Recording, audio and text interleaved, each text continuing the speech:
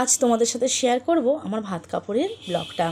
অনেক দিন পরই আপলোড করছি, কারণ সব ভিডিও ফুটেজ আমার কাছে ছিল না, অনেকের কাছে ছিল।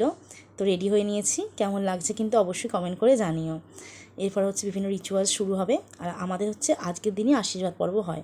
তো সব কিছু সারা হয়ে গেছে, এবার একটু ছবি টবি তুলে নিলাম রেডি হয়ে। বলতে হবে আজ থেকে ভাত কাপড়ের দায়িত্ব নিলাম। আজ থেকে তোমার শুধু ভাত কাপড়ের দায়িত্ব নিলাম, আমি তোমার সব দুঃখের দায়িত্ব নিলাম। রাধে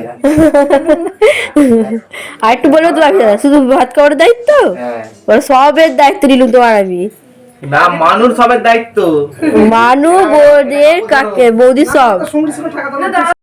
আমার ননদরাই আর কি মানছিল দাদার সাথে যে বৌদির মেকআপের রিচার্জে সব কিছু দায়িত্ব নিতে হবে। আর অতনু তো এক বাক্যে বলে দিয়েছে মেয়ের সব দায়িত্ব। সত্যি কথা বলতে রাইকে প্রচণ্ড ভালোবাসে।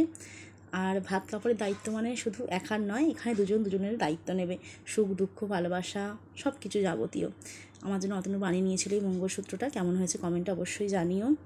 সত্যি কথা বলতে যদি জীবনে তুমি একটা ভালো জীবনসঙ্গী পাও, যে তোমাকে সম্মান ভালোবাসা ভরসার জায়গা দেবে, তার থেকে মনে হয় বেশি কিছু চাই না।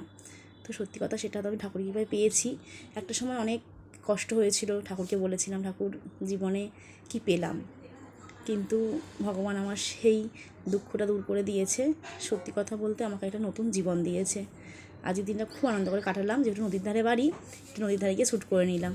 আপনারা সবাই আশীর্বাদ করবেন, আমি রাই অতনু যেন সারা জীবন এভাবেই হাসি খুশিভাবে থাকতে পারি। আজকের ব্লগটা কেমন লাগলো জানাবেন। এরপর রেডি হতে হবে রিসেপশনের জন্য।